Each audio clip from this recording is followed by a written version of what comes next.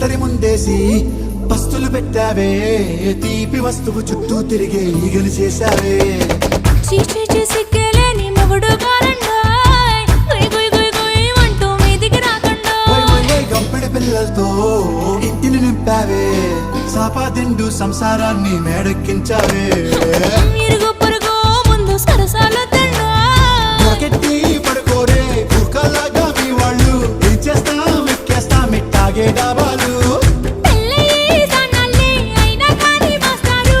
తగ్గేదే లేదంటూ నా కొంగనికే పడుతుంటారు హే